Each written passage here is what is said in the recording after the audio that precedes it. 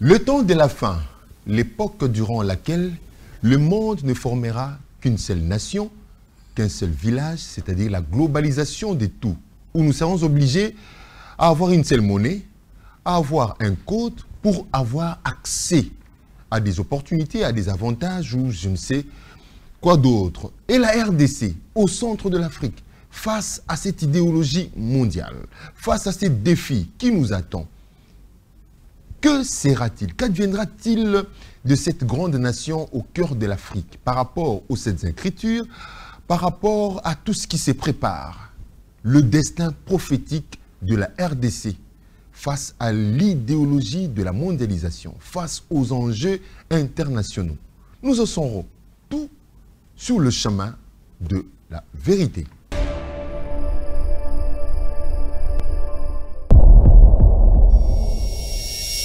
Voilà, comme annoncé au début de cette émission, cette question sera traitée ici sur le chemin de la vérité dans ces magazines.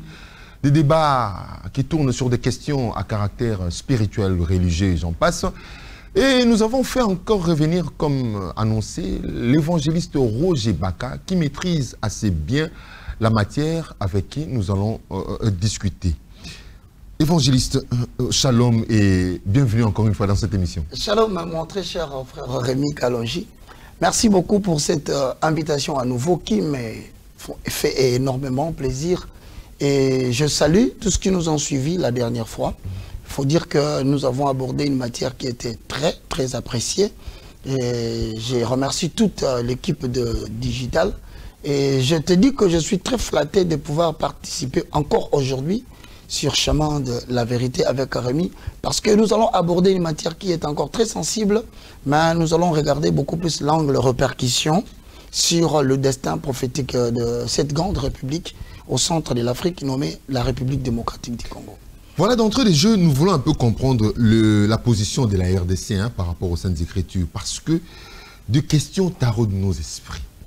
Est-ce que faut-il réellement penser que la RDC est dans la pensée de Dieu, bibliquement parlant, parce qu'on ne sait pas comprendre qu'est-ce qui se passe? Un pays potentiellement riche, un pays avec toutes les capacités nécessaires en ressources humaines. Nous avons des têtes dans ce pays. Nous avons autant de cultures, 444 ethnies, avec toutes ces richesses, avec toutes ces diversités. Nous avons tout, presque tout ce qui est contenu dans ce monde. La RDC contient toutes ces richesses-là. Potentiel humain, ressources naturelles, ressources minérales, ressources du sous-sol, du sol, tout est dans ce pays. Mais qu'est-ce qui se passe? On voit toujours ces pays, cette nation trébucher, avancer à pas de tortille. Donc, des fois, on s'est dit, on n'avance même pas. Est-ce que la RDC est réellement dans la pensée de Dieu? Est-ce que cette nation, telle qu'elle est fondée, telle qu'elle est, disons, dessinée, construite aujourd'hui, parce que cette forme, géographiquement parlant, de la RDC, est-ce qu'elle est vraiment réellement dans la pensée de Dieu? D'entrée de jeu, je t'annonce cette phrase qui dit: quand vous voyez qu'il y a beaucoup de provisions quelque part, sachez qu'il y a une grande vision qui doit être soutenue par cette provision. Donc, d'entrée de jeu, plutôt que de réfléchir sur la RDC, si vraiment la RDC est dans la pensée de Dieu, la réponse est claire vis-à-vis de ce tableau que tu viens de peindre de la République démocratique du Congo. Je m'en vais affirmer cette citation. Lorsque vous voyez une grande provision exister quelque part, sachez qu'il existe divinement une grande vision qui doit être soutenue par cette grande provision. Je voudrais aujourd'hui, à partir de la continuité pour ceux qui nous ont suivis la dernière fois, nous sommes en train de parler de la situation que traverse l'humanité. Et aujourd'hui, j'ai voulu bien brosser la chose conformément au livre d'Apocalypse. Et le livre d'Apocalypse, comme je le dis, c'est le livre qui a pour thématique principale l'aboutissement de toutes les choses. D'ailleurs, le livre signifie exactement Apocalypsus, qui veut dire action de dévoiler. Le plus grand problème du livre d'Apocalypse, mon très cher Rémi, c'est en fait le langage qu'utilise Jean dans l'île de Patmos. Il utilise beaucoup de symboles. il utilise beaucoup de significations, des symboles animaux.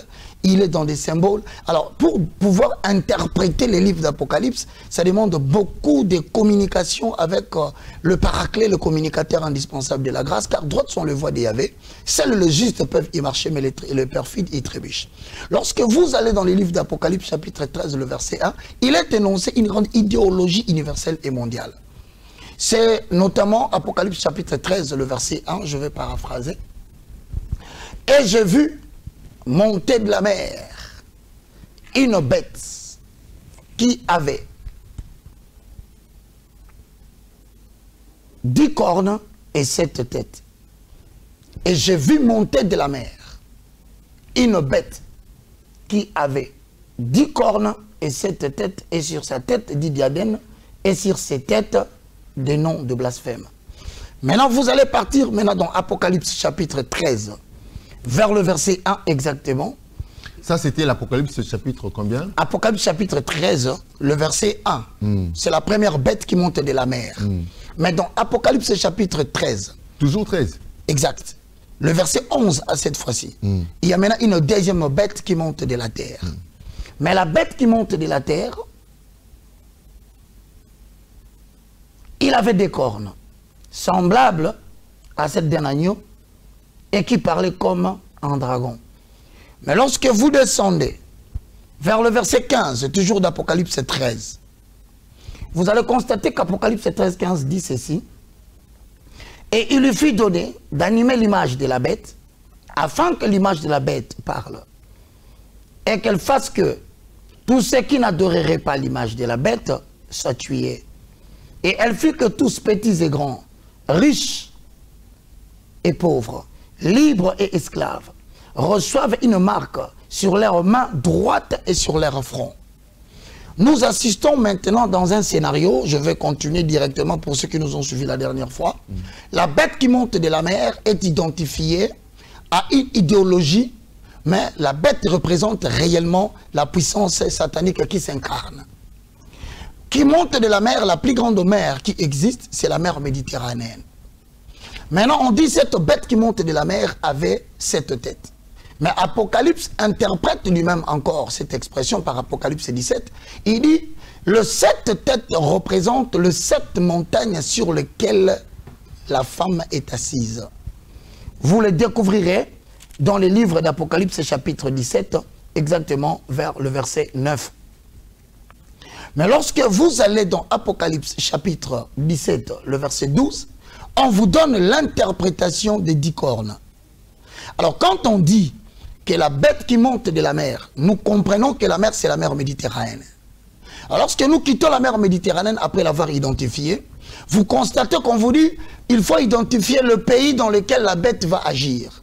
Le pays correspond exactement avec Apocalypse chapitre 17, le verset 9, qui nous donne la réponse de 7 têtes qui représentent le 7 montagnes. Or, le pays au nord, au-dessus de la mer Méditerranéenne, qui est connu sous le label de pays à 7 montagnes, s'appelle l'Italie. On ajoute maintenant que ce pays qui a 7 têtes a 10 cornes encore. Comme le 7 têtes représente les 7 montagnes, les 10 cornes reçoivent encore une autre interprétation, toujours dans Apocalypse chapitre 17, le verset 12, je veux paraphraser. Les 10 cornes que tu as vues sont 10 rois qui n'ont pas encore reçu de royaume. En fait, on nous dit déjà qu'il y a un système qui se met en place. L'Italie va développer une idéologie. Ça s'appelle la gouvernance mondiale.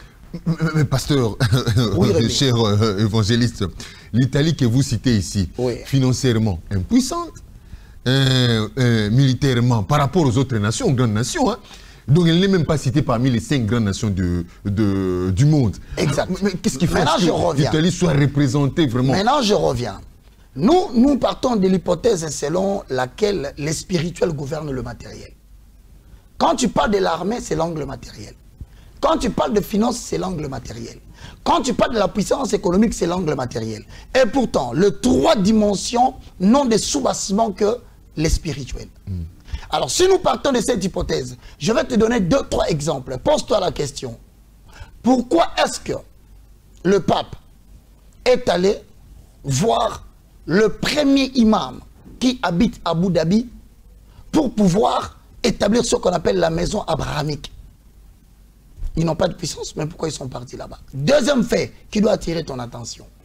Et pourquoi est-ce que tout le président du monde entier, en commençant par Macron, qui est membre de l'Europa, va-t-il consulter le pape en pleine période de pandémie?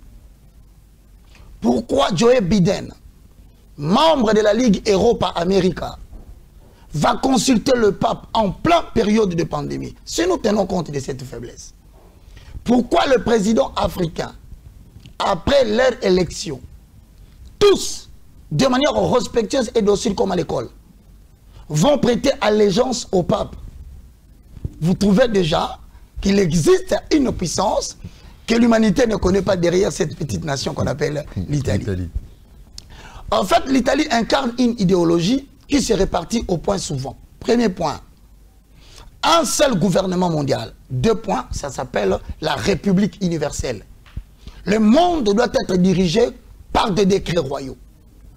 Mais on dit ici, le 10 cornes représente les 10 rois qui n'ont pas encore de terres. Donc ça veut dire autrement que l'humanité sera répartie à peu près, selon mes recherches, en termes de 1015 départements. C'est la vision de l'Italie.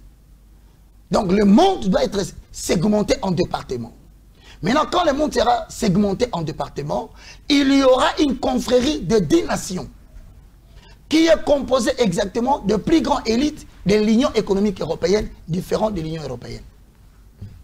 Alors maintenant, sur ce point-là, vous comprenez que l'idéologie de nouvel ordre mondial, tel que prôné par l'Italie, consiste premièrement en ce que le monde devienne un village planétaire, comme tu viens de le dire tout à l'heure, ce qui implique que les gens puissent commencer à intérioriser la notion de ce que nous appelons la République universelle. Deux, la notion de la gouvernance mondiale implique aussi le deuxième fait.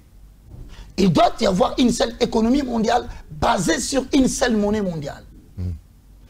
Alors, parlons de l'économie mondiale universelle, monnaie mondiale.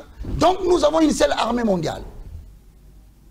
Alors, lorsque nous prenons tous ces éléments, je m'en vais attirer l'attention de la population congolaise ainsi que de tous qui nous suivent sur YouTube sur 4 faits importants.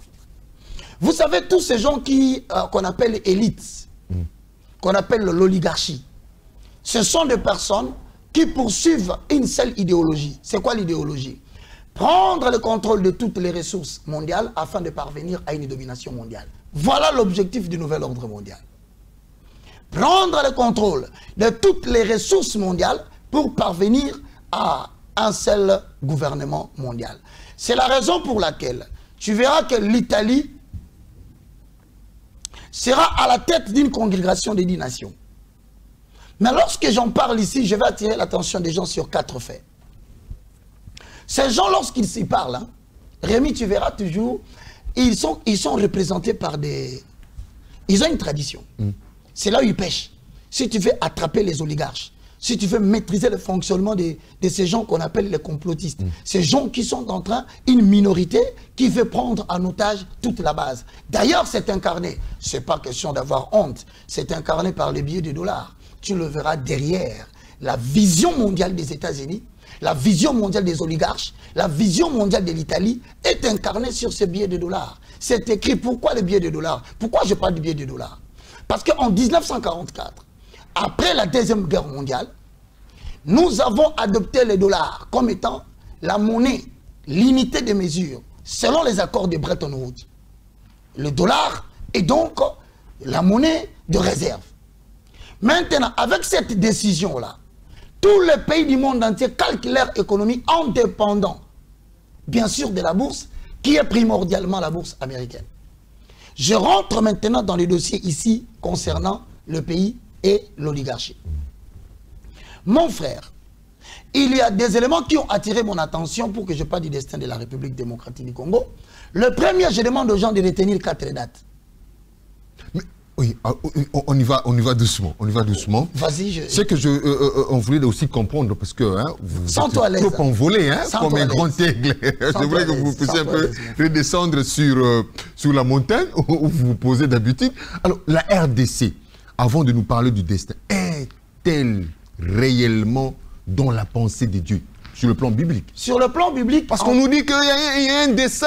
Je te dis qu'il y a un dessin. En Israël, où on a dessiné. À Capernaum. C'est une vérité. Moi, j'ai traité avec les Congolais qui étaient représentés ce jour-là. Malheureusement, bon, nous espérons avoir l'occasion d'y aller, mais quelqu'un participe. Moi, je te confirme. Tout ça, je te confirme, la carte de la RDC est apparue réellement à Capernaum. Et les deux sujets congolais qui étaient représentés ce jour-là à Capernaum, j'ai eu la chance de parler avec eux et j'étais leur nom. Pour des raisons qui sont miennes. Mais maintenant, je te réponds. Voilà, quand tu dis, est-ce que la RDC est réellement dans le plan, dans les destins prophétiques? La réponse est bien oui. Pourquoi? Je te donne un simple fait banal. La Deuxième Guerre mondiale doit s'arrêter. Mais il faut que l'Amérique intervienne. L'intervention de l'Amérique doit mettre fin à la Deuxième Guerre mondiale. Mais pour que la Deuxième Guerre mondiale s'arrête, il n'y a que deux nations qui interviennent pour l'arrêt total de la Deuxième Guerre mondiale. Curieusement, Rémi, j'aurais voulu que tu saches quelles sont ces nations. Deux nations, Israël. La première nation. À l'étonnement de tout le monde, la deuxième nation, c'est le Zaïre ou la RDC. Comment? La fabrication de la bombe qui a mis fin à la Deuxième Guerre mondiale, la formule chimique est venue d'Albert Einstein, israélite. Avec la formule, il faut avoir la matière. Parce que sans formule et matière, vous n'avez pas de bombe. Si les savants, qui s'appellent Albert Einstein, aura la formule de la fabrication de la bombe, eh bien, j'ai la joie de t'annoncer que la matière est venue de la République démocratique du Congo, entre guillemets. Donc tu trouves déjà que la RDC a participé de manière silencieuse à l'équilibre mondial, sans que nous puissions être représentés à l'échelle internationale. Donc ce n'est pas un fait que les gens peuvent relever du hasard. Pour moi, c'est un fait important. Et je vais citer ici la déclaration prophétique de Simon Kimbangu. Parce que là encore, il faudrait que les gens sachent. Simon Kimbangu n'a pas incarné une religion. Simon Kimbangu est un prophète qui a incarné une aspiration. L'aspiration de Simon Kimbangu est gardée dans deux choses. La première des choses, c'est que Simon Kimbangu s'étonne. Il a réellement cru à la Bible qui a été ramenée d'Israël. Il a réellement cru aux promesses. Mais il est étonné par la différence de la manière dont l'âme nègre est traitée par rapport à l'âme blanche. Cela trouble la tête. S'il y a un seul Dieu, pourquoi y a-t-il cette démarcation de traitement entre nous? C'est la première des choses qui a étonné Simon Kimbangu. Et la deuxième des choses qui a prôné l'aspiration de Simon Kimbangu, c'est qu'il a dit exactement ceci en lingala. Ezali na mokolo moko mondele akokoma moto moindo. Moto moindo akokoma lokola moto mondele. Cette expression, à mon avis, est traduite de cette façon en français. Il adviendra dans la suite des temps que l'homme blanc, étant une bénédiction pour le noir, l'homme noir deviendra une bénédiction pour l'homme blanc. Voilà les déclarations de Kimbangu qui incarnent même un destin prophétique. Mais quand il dit l'homme noir, attention, il ne parle pas seulement de la République démocratique du Congo, il est en train de prôner une pensée panafricaine. Maintenant, je rentre dans cette explication où je voudrais intégrer la pensée de Simon Kimbangu dans la compréhension de la situation actuelle mondiale. Il y a un journal, une revue de presse, appelée The Economics. Ces revues de presse est contrôlée par le Rothschild. Le Rothschild, ce sont des grands barons. C'est une grande famille qui gère les finances mondiales. Il y a encore une famille, c'est une famille très industrielle, italienne. Des économistes, je pense que tout le monde le connaît, j'ai étudié 4 éléments. Des économistes publient 4 choses. qui ont retenu mon attention par rapport à la déclaration de Kimbangu. Le premier, c'est en 1988. Paraît un journal, une revue. Mais dans la couverture, on marque quelque chose. Les gens n'ont pas prêté attention. Nous quittons 1988, nous venons en 2012. Ils vont encore publier une autre revue. Ce que je dis est vérifiable. 3. En 2021, exactement, en 2020, je vais dire, décembre. Et la dernière publication date de mai 2021. Je vais essayer de te donner une explication qui va nous permettre tous, avant d'entrer dans le destin de la RDC, de comprendre ce qui se passe actuellement. Rémi, en 1988, exactement en janvier, on va publier par des économistes, qui est une grande revue mondiale, une page dans la couverture.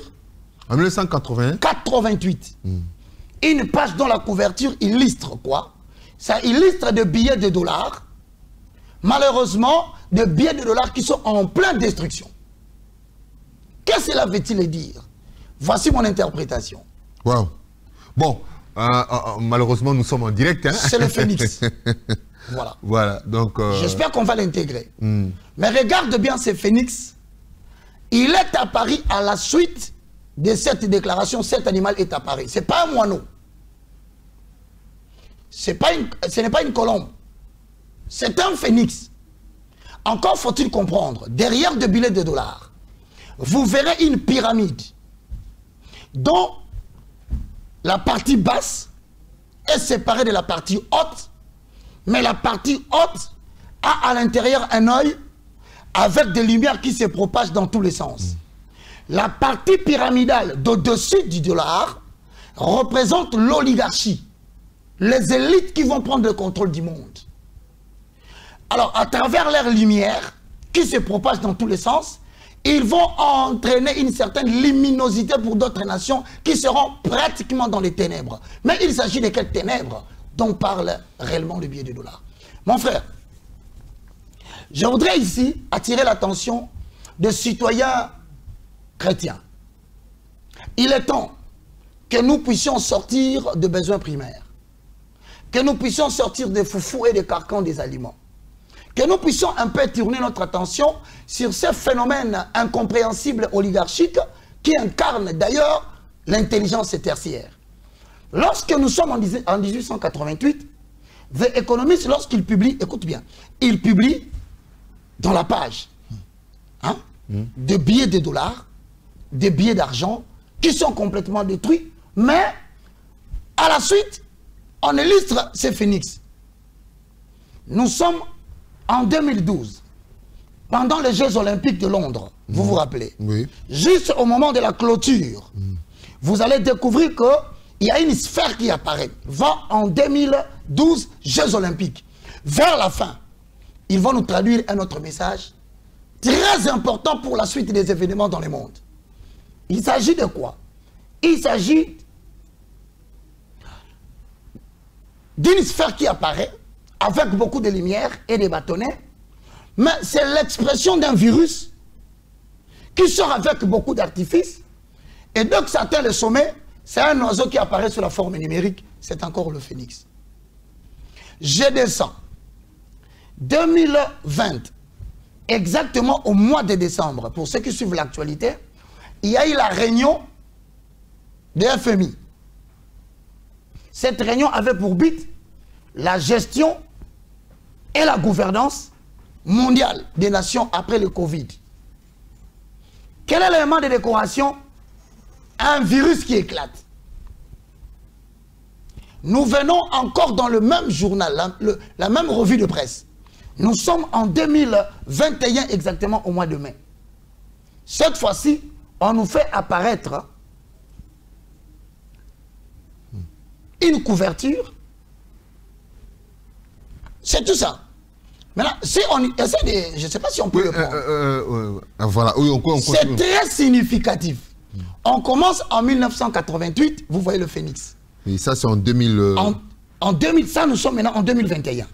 Ça, c'est en 2012, à Londres. 2012, Jeux Olympiques de Londres. De Londres, oui. Ça, c'est 2012. On fait sortir quoi? Regarde, on fait sortir. Ce que tu vois là, c'est comme le virus. Virus, oui, oui. Qui éclate. Mais quand il éclate, il fait apparaître un oiseau. Sous la forme numérique, c'est toujours le phénix. Je vais essayer d'interpréter ces histoires à la lumière de la parole de Dieu. Lorsqu'en 1988, on fait apparaître des billets de dollars déchirés, détruits, oui. C'est un message très clair. C'est qu'on commence la préparation de la destruction des accords de 1944 qui établit le dollar comme étant la monnaie de référence. Donc, Bretton Woods va tomber. 2. On arrive aux Jeux Olympiques. Le virus apparaît. On annonce que bientôt, à l'horizon 2018-2020, apparaîtra un virus. Mais de ce virus sera éclaté un oiseau qui ne sera pas le moineau, mais qui sera le phénix. L'oiseau qui renaît de ses cendres. Tu comprendras pourquoi l'expression l'oiseau qui renaît de ses cendres. Le virus a pour objectif l'ébranlement de l'économie mondiale. En voulant détruire les accords de Bretton Woods sur le dollar, on lance le virus qui détruit l'économie mondiale, mais qui laisse apparaître le phénix. Donc ils le font sciemment. C'est tracé, ça s'appelle le nouvel ordre mondial. NWO, New World Order. Maintenant, la logique franc-maçonne intérieure voudrait que l'on puisse donner des indications ou des symboles à qui voudrait bien l'interpréter. Ça s'appelle l'ésotérisme ou le message subliminal. Mais l'Apocalypse n'est pas subliminal. Apocalypse 13 est clair dans le verset 1. Il dit carrément, j'ai vu monter de la mer une bête qui avait 7 têtes et 10 cornes. Regarde bien. La FMI va faire une réunion en 2020. Et dans ce virus qui éclate, apparaît le phénix. Je voudrais expliquer, dire quelque chose sur le phénix. Maintenant, on nous signale quoi? Qu'après le virus biologique, que l'humanité s'attende à un virus de l'informatique. Cyberattaque. Pour évincer le système financier qui existe. Maintenant, comment ça va se passer? Il y aura des opérations qui seront faites. Avant que je touche la RDC, le premier, je le qualifie de reset. Et le deuxième, je le qualifie de Great Reset. Vous entendrez parler, on parle de la réinitialisation et de la grande réinitialisation. Est-ce que tu ne te poses pas la question, mon frère? Pourquoi lorsque les enfants d'Israël devaient sortir de l'Égypte, dans les livres d'Exode, il y a eu 3 jours où le ténèbre a régné sur la terre? Parce que simplement, le ténèbre implique la nouveauté d'une nouvelle matinée. La nuit annonce un nouveau matin. C'est un message allégorique. Ça veut dire quoi? Pour que Dieu fasse sortir Israël de l'Égypte, il leur a dit, le jour de la célébration de la Pâque, dans Exode 12.1, il dit, le mois-ci, ce n'était pas le premier mois, c'était le 3e mois. Le premier mois, c'est Nissan, le 3e, c'est Abib. Mais il dit en hébreu aux enfants d'Israël, bien que nous soyons au 3e mois, à partir d'aujourd'hui, ce mois-ci sera votre premier mois. Autrement dit, il a réparé les choses, il a renouvelé le calendrier et il a pris le 3e mois comme étant le mois de départ. Pour ainsi dire, il a repris à 0 après une grande nuit qu'il a frappé Égypte. Regarde maintenant l'interprétation eschatologique lorsque Christ est crucifié à la croix. Tu verras que le ténèbre est entré de la 9e heure. Donc, de 15h à 18h. Et tu verras lorsqu'il a rendu l'âme, lorsqu'il a dit Helia, Helia lama sabachthani, la Bible relate qu'il y a eu 3 heures de ténèbres. Pourquoi il y a eu 3 heures de ténèbres? Parce que lorsque vous parlez le langage de recette, ça veut dire remettre à 0 un programme en mettant temporairement l'ordinateur sous le mode arrêt total. Et lorsque vous mettez votre ordinateur en reset, c'est-à-dire vous êtes en train d'évacuer et d'effacer tout le programme qui est là, pendant que l'écran est noir, c'est la préparation d'un nouveau programme. Donc ça veut dire, les gens veulent nous lancer dans les ténèbres mondiales. Et le ténèbre mondial, c'est en fait la grande réinitialisation qui va avoir lieu. On nous signale Dans ce silence que nous sommes en train d'observer, les oligarques veulent faire tomber les finances mondiales. Mais comment ça va arriver? Comment cela va arriver? Parce que nous voyons déjà d'un côté, il y a cette guerre qui ne finit pas avec la Russie et l'Ukraine. La Russie qui se disait dans 4 jours, il allait conquérir ou bien envoyer l'Ukraine. Là, on est déjà dans plus de 80 jours. Hein? On s'est dit, mais comment? Et les Blancs sont même perturbés. Est-ce que, entre nous... Comment cela arrivera-t-il? Apocalypse chapitre 13. Lorsque vous allez dans le verset 15, et il lui fit donner d'animer l'image de la bête, afin que l'image de la bête parlât, et qu'elle fasse tout ce qui n'adorerait pas la bête fils et tuer. Mais je voudrais bien que tu te concentres, Rémi, sur le verset 17. Lorsque vous êtes dans Apocalypse 13, 17, écoutez ce que dit la parole de l'Éternel. Quant à la question de Rémi de savoir comment cela se passera-t-il, on nous dit et que personne ne puisse acheter ni vendre sans avoir la marque, les noms ou le nombre de la bête. Vous savez, lorsque vous lisez cette référence, vous passez rapidement. Et pourtant, il y a tout un monde de révélations là-dedans. Comment cela va-t-il arriver? Ils vont procéder à 3 étapes. La première étape consiste à donner quoi? La marque. La deuxième étape consiste à donner à l'humanité quoi? Les nombres. Les noms, plutôt. Et la troisième étape consiste à donner quoi? Les nombres. Regarde Apocalypse chapitre 13, le verset 17, c'est qu'il dit. Et personne ne puisse acheter ni vendre sans avoir la marque. 2, le nom. 3, le nombre de la bête. Mais pourquoi on commence avec la marque, ensuite les noms, et ensuite vient le nombre? C'est parce que la maladie du virus tel que c'est arrivé, l'objectif c'est de pouvoir permettre aux oligarques de mettre dans chacune des personnes injectées un élément de traçabilité, un élément de repère. Comme pour dire, si l'on a arrêté, d'ailleurs tu sais qu'Israël, les États-Unis d'Amérique, le Royaume-Uni ont catégoriquement été le premier à suspendre le port du masque. Pour que les autres nations viennent après. Ça veut dire quoi, Rémi? Ça veut dire qu'au travers de ce virus qui éclate, qui ébranle les économies, on introduit dans l'être humain une marque.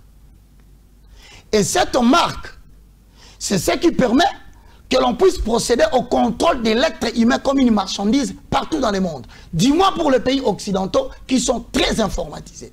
Et d'ailleurs, tu remarqueras que toute personne injectée, pour ne pas se faire sanctionner à travers le site YouTube, a nécessairement au niveau de son portable un code QR. À quoi sert le code QR? Voici la question. Puisque le code QR, c'est l'élément d'identification de toutes les personnes injectées. C'est d'abord la marque qui vient d'arriver. Comme la marque s'est installée, il faut donner les noms. Mais pourquoi vous avez donné la marque? Vous voulez donner les noms. C'est parce que tout simplement, le nom permet de procéder à la distinction dans une masse de personnes, mais de même espèce. Donc, dans la catégorie de personnes injectées, il y aura un nom qui va identifier chaque personne avec un code QR. Voilà le vrai problème. Lorsque vous voyez ces phénix apparaître, on appelle l'animal qui renaît de ses cendres. Ça veut dire quoi? On veut créer une cyberattaque financière où on va déclarer que le système financier mondial est tombé. Et que l'Occident n'est plus à mesure de prendre en charge les autres nations. Et si les finances tombent, ça veut dire en d'autres termes, on vient de tuer le phénix. Et comme on vient de tuer le phénix, cela veut dire qu'en fait, l'Occident ne tombera pas. Parce que l'Occident a préparé un moyen pour renaître de ses cendres. Maintenant, comment renaître de ses cendres après avoir tué ou créé la disparition de la monnaie matérielle? C'est-à-dire au moment où je te parle, les États-Unis commencent à fabriquer les dollars numériques. Au moment où je suis en train de te parler, il y a la préparation d'entrer en vigueur d'une monnaie unique. Mais ce qui m'étonne, j'ai constaté qu'on a laissé entrer en vigueur un logo avec un certain jeu à l'intérieur, mais à l'intérieur du jeu, il y a une puce. C'est-à-dire que, petit à petit, la monnaie numérique est en train de remplacer la monnaie en papier. Une monnaie virtuelle. Monnaie virtuelle. Il y aura la disparition de la monnaie en papier. Si les gens sont encore têtus aujourd'hui en Occident, mais c'est parce qu'ils voient les quelques billets de dollars circuler entre leurs mains. Tu te figures qu'en un seul instant, on dit qu'il y a une cyberattaque, le système financier a été effondré et que l'Occident n'est plus à mesure de gérer les finances. Ce qui tombe le premier, tu sais c'est quoi? C'est le code SWIFT. Oui. Et si le code SWIFT tombe, immédiatement, le système de collaboration et accord entre les banques fait quoi? Les réseaux étaient branlés. Les réseaux étaient branlés et les banques dans le monde ne peuvent plus fonctionner. Oui. Attention, je demande à la population d'être très attentif à ce que je suis en train de dire. Dès que le code SWIFT tombe, c'est d'ailleurs la raison pour laquelle tu es en train de poser une question. Cette guerre n'en finit pas. Mais pourquoi la guerre n'en finit pas? L'Europe s'en fout. Il dit la Russie aura des sanctions graves.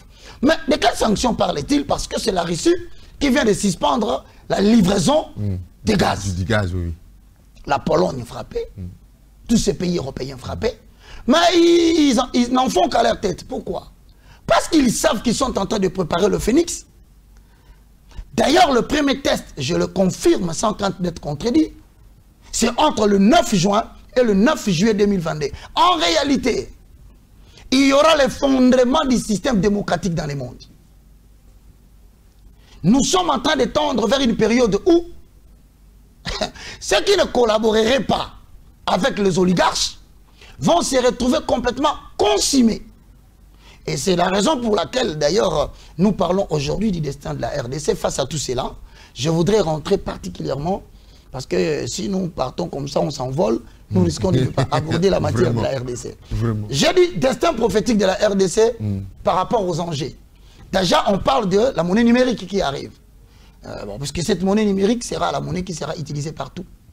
Alors ça implique qu'avec la cyberattaque financière, nos banques ne dépendent pas de nous. Nous avons la BIRD, nous avons les fonds monétaires internationaux. Nous dépendons totalement en termes de monnaie de ces gens-là. Et d'ailleurs, il faut ajouter encore que notre monnaie n'a pas une stabilité. Elle connaît tout le temps des inflations. Pourquoi? Parce que tout simplement, la République démocratique du Congo n'a pas une production solide. La monnaie n'est soutenue que par la production locale, la production nationale. Mais nous sommes dans un système d'exportation totale. Maintenant, quand tu parles de la RDC, tenant compte de Simon Kimbangu qui a dit, je cite, Ekoyana mukolomoko, motomoindo akokoma lokola mondele, mondele akokoma lokola motomoindo. J'ai dit en français, ça veut dire, il adviendra dans la suite des temps, dans le destin de l'Afrique. L'Africain deviendra une bénédiction pour l'Européen, comme l'Européen l'est pour l'Africain.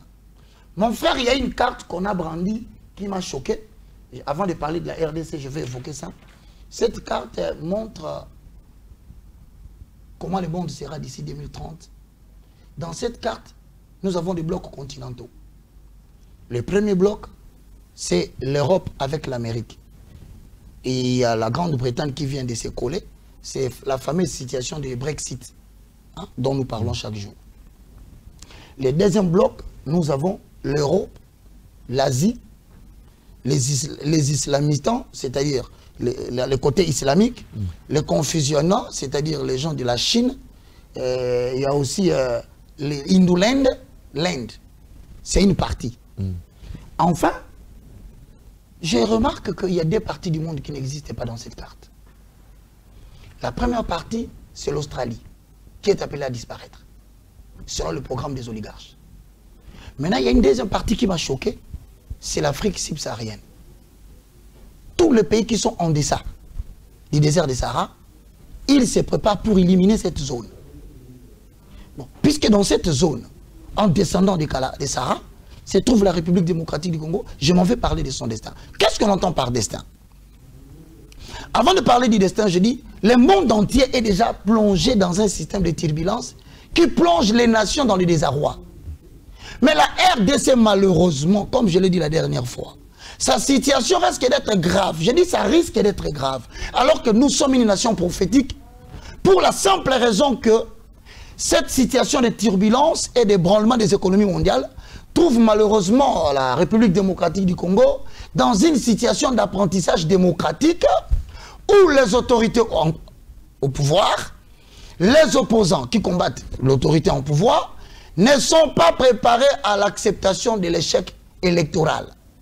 Personne, ni le pouvoir en place ne va accepter la défaite, ni les opposants ne préparera la défaite. Donc, ils se préparent déjà, pendant cette turbulence, un chaos politique en République démocratique du Congo. Mais je m'en vais évoquer deux éléments importants que je trouve ici nécessaires à dire. Curieusement, dans cette supercherie de l'oligarchie mondiale, la RDC s'avère avoir le fleuve qui est le deuxième en termes de profondeur. En termes de débit. En termes de débit, il est deuxième dans le monde, après l'Amazonie. Mais en termes de profondeur, il est deuxième après le Nil. Je félicite, il faut le dire, parce que moi je ne veux pas parler les langages politiques. J'ai entendu, ce qui est bon, je l'acclame. Le président de la République, je cite M. Antoine Félix, a dit clairement qu'il n'est plus question que nous puissions dévier le fleuve Congo pour alimenter les nations qui l'ont demandé. Au contraire, nous devons développer des mécanismes de collaboration pour vendre notre eau. Nous sommes à la période où, mon frère, les pays inamicaux... Ah, la guerre de l'eau va arriver là. Maintenant, malheureusement, et heureusement pour la RDC, la grande partie des eaux douces se retrouve en République démocratique du Congo. Donc, le pays a quelque chose à vendre dans cette guerre qui arrive. Deux, en termes de l'environnement, toute la perturbation climatique repose sur deux zones de protection qui regorgent et qui protègent les climats. L'Amazonie et l'Équateur. Le bassin du Congo.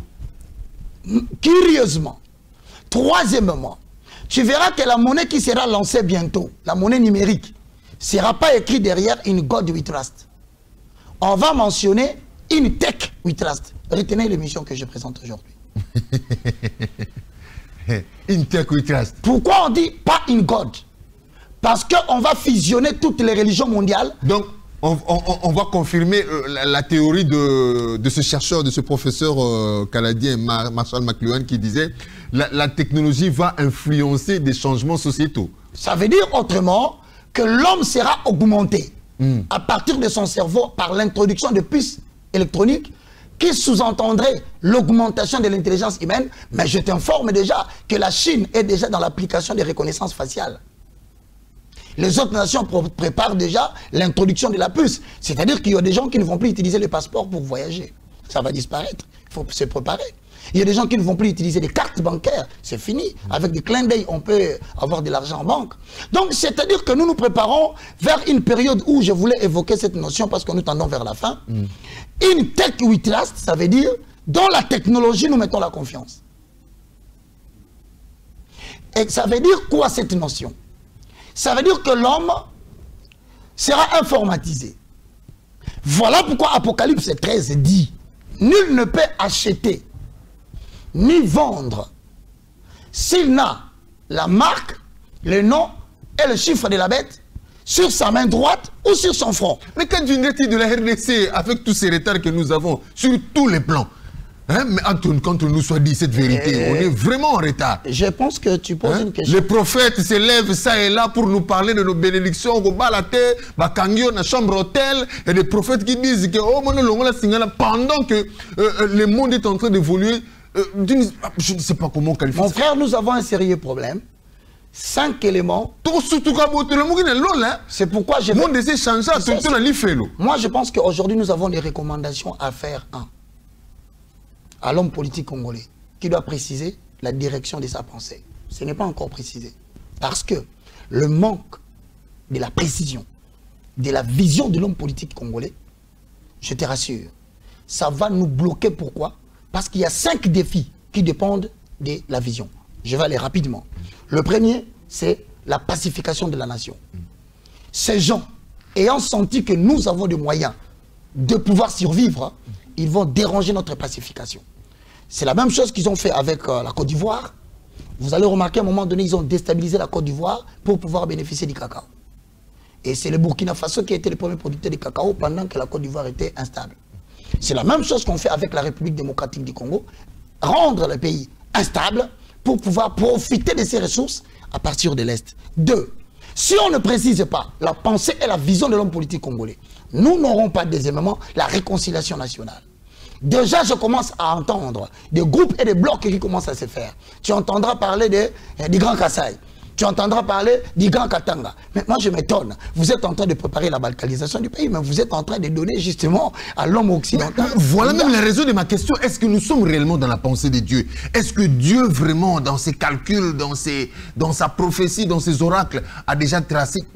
Oui, parce que Dieu prépare pour cette nation l'émergence d'une nouvelle élite serviteur, c'est-à-dire... Alors, risquons-nous de le rater? Non, tous ces programmes-là, on ne va pas le rater parce que lorsque le système est biaisé, il y a la réinitialisation qui se fait. Voilà pourquoi la dernière fois, les gens ont été choqués lorsque je le dis, que l'homme politique congolais se prépare. Parce que je suis en train de constater qu'il y aura un événement très malheureux qui va bousculer la sphère politique et les autorités politiques. Plusieurs seront décalés parce que Dieu va faire renaître une nouvelle élite spirituelle et une nouvelle élite serviteur ecclésiastique. Ça encore, il ne faut pas oublier. Vous savez, lorsque Dieu a donné un destin à Israël, il a créé une classe, une élite, une classe de lévites pour protéger la promesse. C'est-à-dire que le développement politique d'une nation économique a pour soubassement une classe identitaire qui vient protéger l'identité. Le Congo n'a plus d'identité.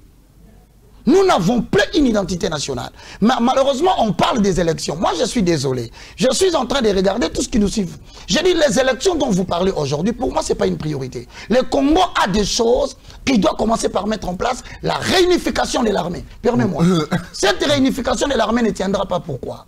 Parce que tous ceux qui sont des lobbies sont en train de mettre des moyens en jeu pour déstabiliser la République démocratique du Congo en infiltrant l'armée congolaise, en mettant dans l'armée congolaise des traîtres, en suscitant dans l'armée congolaise des personnes qui viennent des outre-mer pour venir déstabiliser cette nation. Vous savez, je vais terminer par là. Un jour, on a posé la question à Hitler, dans l'île d'Elbe.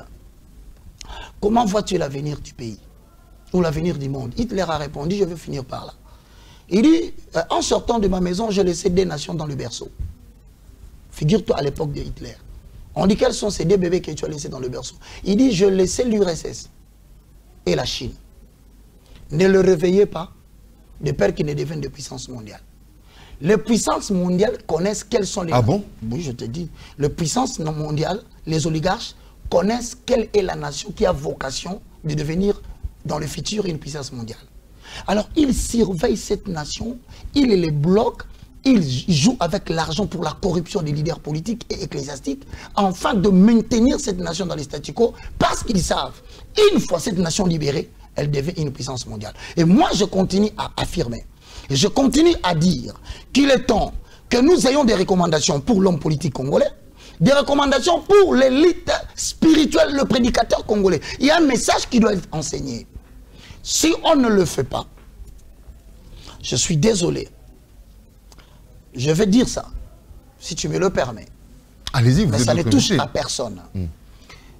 Qu'est-ce que je constate? Je vois un arbre géant en 2023 qui tombe. Cet arbre, miraculeusement, tombe avec toutes ses racines.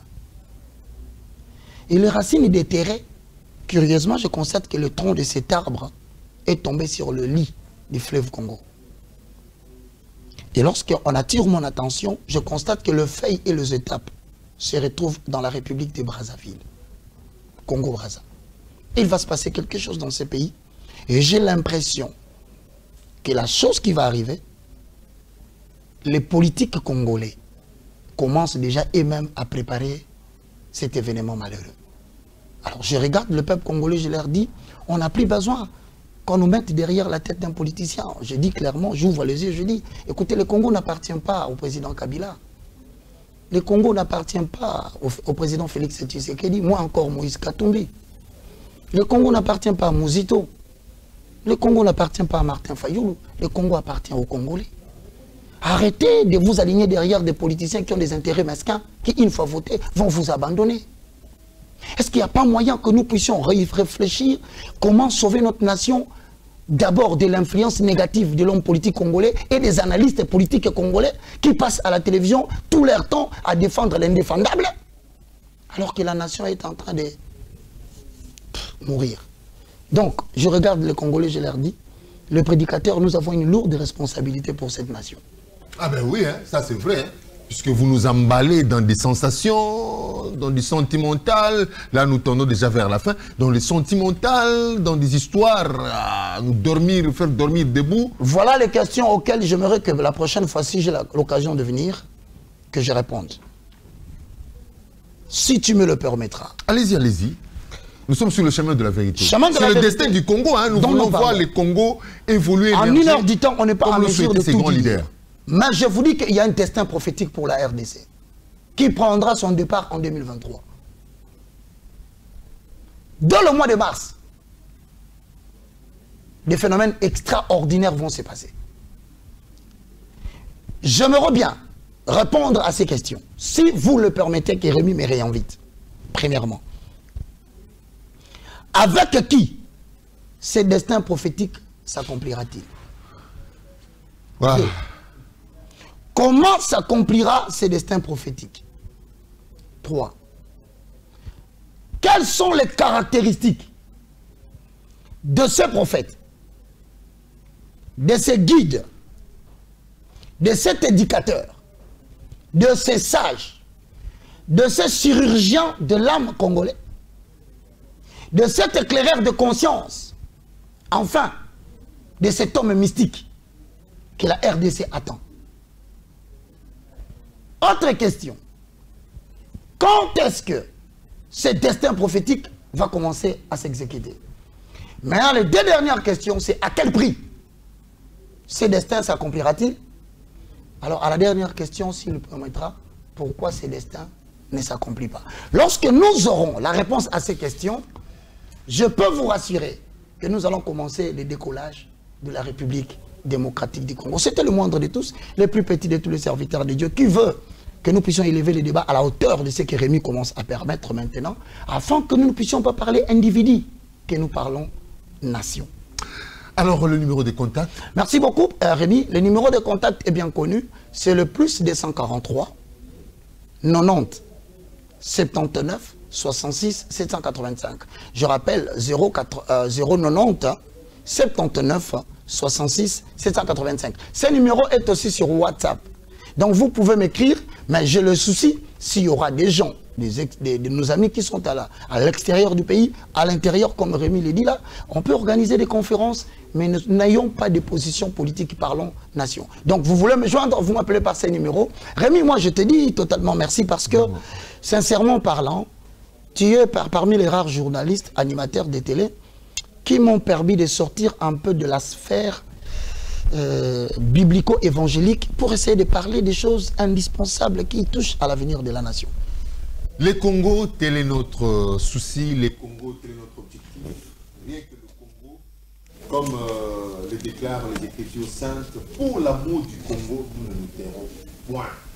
Donc nous parlons Congo, nous dormons Congo, nous pensons Congo, nous voulons que ce Congo, tel aussi les souhaits de ces grands leaders, soient indivisibles, riche et prospère, et ce Congo apporte du bien à ses dignes fils. C'était sur le chemin de la vérité, votre magazine, qui a été pour vous, encore une fois, l'évangéliste Roger Baka, qui aime bien s'appeler le moindre de tous les serviteurs. Mais que nous considérons beaucoup, que nous estimons, hein, parce qu'il a de la matière. Quelqu'un m'a dit, il est vraiment scientifico-biblique ou biblico-scientifique. Biblico-scientifique.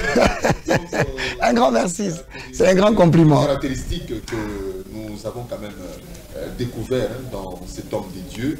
Alors nous pensons que prochainement, si je répondrai à ces questions, nous sera encore accordé à répondre à ces questions. C'est une proposition qu'elle a faite. Et comme nous avons dit, nous pensons pour l'émergence, le développement, l'unité, le développement de ces grandes nations au centre de l'Afrique, voire même du monde. Et nous croyons qu'il faille que nous puissions l'inviter encore une fois. Merci à vous tous qui nous avez suivis de partout. Merci à Henri Toumbonou qui a assuré la réalisation de cette émission. Merci beaucoup à Thierry Chabani qui a assuré de main de maître les prises de vue. Toutes les 3 caméras ont été contrôlées, conduites et guidées par Thierry Chabani. Merci beaucoup à Raoul Kabondo pour la programmation. Merci encore une fois à notre invité. Je vous en prie. Nous répondons favorablement à notre appel et nous vous retrouvons prochainement avec un réel et le même plaisir. Vous avez des questions à envoyer, envoyez-nous par rapport surtout à ces 6 questions que notre invité a énumérées. Nous nous retrouvons prochainement avec un réel et le même plaisir. Portez-vous bien à la suite de nos programmes. Au revoir. Au revoir.